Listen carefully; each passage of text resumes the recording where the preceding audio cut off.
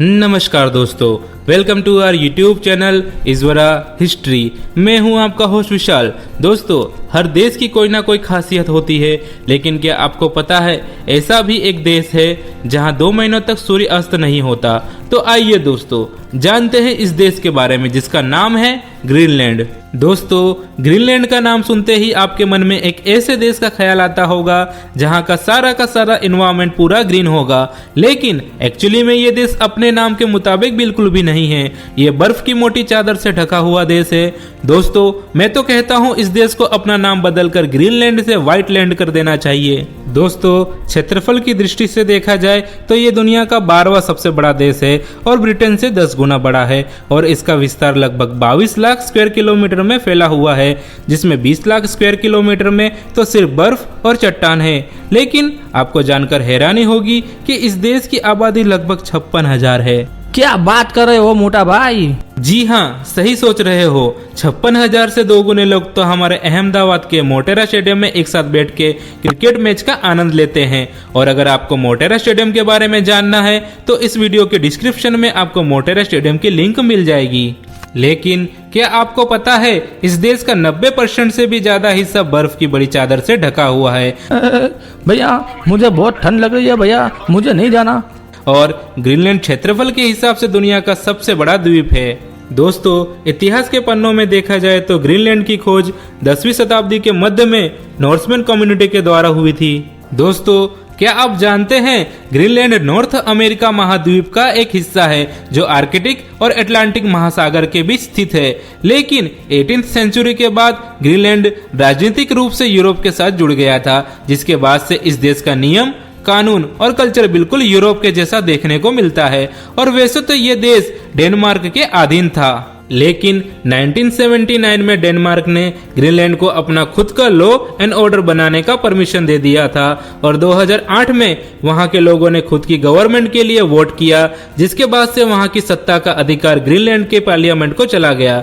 और यह सोचना बिल्कुल भी अजीब नहीं लगता है कि यहाँ की पार्लियामेंट में केवल 31 सांसद है, क्योंकि इस देश की आबादी महज 56,000 के आसपास है। ग्रीनलैंड में बर्फ की इतनी मोटी मोटी चादरें पाई जाती है कि अगर उन चादरों को पिघला दिया जाए तो इस दुनिया में समुद्र का जल स्तर लगभग 70 मीटर यानी कि 230 फीट ऊपर हो जाएगा। दोस्तों, ग्रीनलैंड डेनमार्क के अधीन होने के कारण यहाँ आज भी ग्रीनलैंडिंग के साथ ही साथ डेनिश भाषा बोली जाती है। यहाँ आज भी डेनमार्क की करेंसी डेनिश क्रोन का यूज किया जाता है।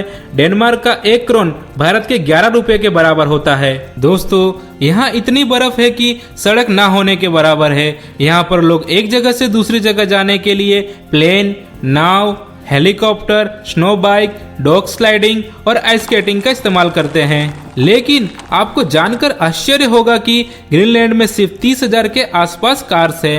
वैसे भी ये बहुत मुश्किल से चलती है। बर्फ के वजह से यहाँ पर कार चलाने में काफी दिक्कत आती है, तभी ये देश दुनिया के सबसे कम पॉल्यूटेड देशों में से एक है। दोस्तों, हैरान करने वाली बात तो यह है कि ग्रीनलैंड दुनिया के उन चुनिंदा देशों में से एक है जहाँ पर पेड़ ना के बराबर है। दोस्तों, यहाँ जब धूप निकलती है तो ये देश किसी जन्नत से कम नहीं लगता और मौसम सुहाना हो तो यहाँ के लोगों का मिजाज काफी रोमांटिक हो जाता है और अपने पार्टनर को लेकर डेट पे जाते हैं। और यहाँ हर साल 8 जुलाई को रोमांस डे मनाया जाता है। दोस्तों, ये बात सुन के आपको बहुत ही हैरानी होगी कि यहाँ पर 2 महीने का सबसे ज्यादा सनशाइन 25 में से 27 जुलाई तक होता है और 2 महीने तक सूर्यदेव पूरे प्रसन्न रहते हैं। और आप रात को 12 बजे भी देखोगे तो आपको इतनी ही चमचमाती धूप दिखेगी। अरे भैया, रात कब होगी? बहुत नींद आ रही है, हमरे को सोना है। लेकिन उस वक्त भी यहाँ का सामान्य टेम्परेचर 0 से 4 डिग्री होता है। 21 जून जो कि दुनिया का सबसे लंबा दिन है और उस दिन वहाँ पर नेशनल हॉलीडे मनाया जाता है, क्योंकि उस दिन वहाँ पर सबसे ज्यादा धूप रहती है और मौसम भी काफी अच्छा होता है। दोस्तों, ग्रीनलैंड की पूरी आबादी नॉन वेजिटेरियन है। यहाँ के लोग मीट और फिश पे ही अपना गुजारा करते हैं। यहाँ पे लोग रोज शिकार करते हैं और अपना पेट भरते हैं। और आपको जानकर हैरानी होगी कि इस देश में कुल 225 तरह की मछलियाँ पाई जाती है। इनमें से कुछ मछलियों की प्रजाति ऐसी है कि वो बर्फ के नीचे भी तैरती है और यहाँ के लोग मछलियों का शिकार करते हैं। और यहाँ की इकोनॉमी और यहाँ के लोगों की आयत का मुख्य साधन फिशिंग को माना जाता है।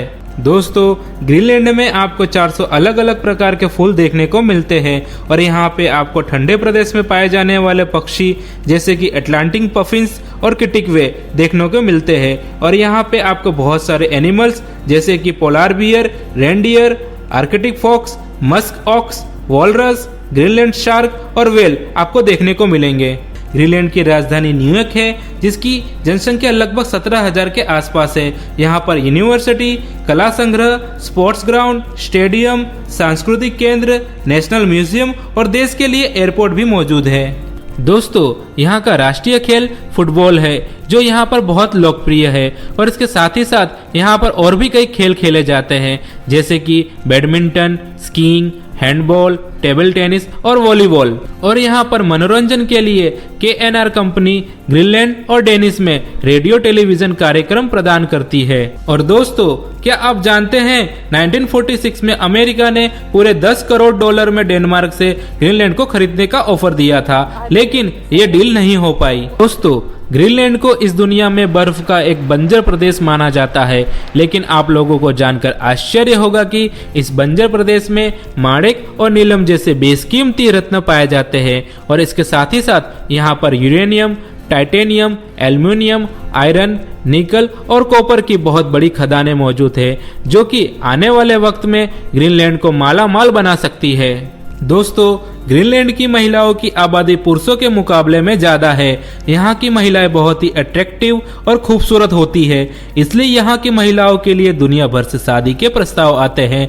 इस देश की खास बात यह है कि यहाँ की महिलाएं एकदम यूनिक और मॉडर्न लाइफस्टाइल जीती है। यहाँ की महिलाएं पुरुषों के मुकाबले में हर काम में एक कदम आगे रहती हैं। दोस्तों जब भी आप ग्रीनलैंड घूमने जाओ तो यहाँ के ग्रीनलैंड नेशनल पार्क, डिस्कोवे, Rasmussen's museum, magnificent ice cap, church of our service, Russell's glacier और मदर ऑफ द सी का विजिट जरूर करें। और इसी के साथ ही साथ यहाँ हर साल अगस्त के अंत से लेके अप्रैल के शुरुआत तक नॉर्दर्न लाइट्स का भी आनंद उठा सकते हैं।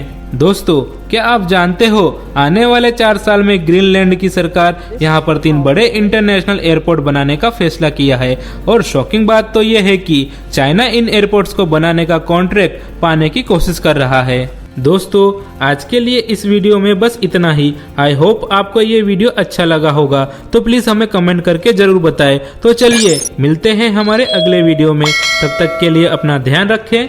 जय हिंद।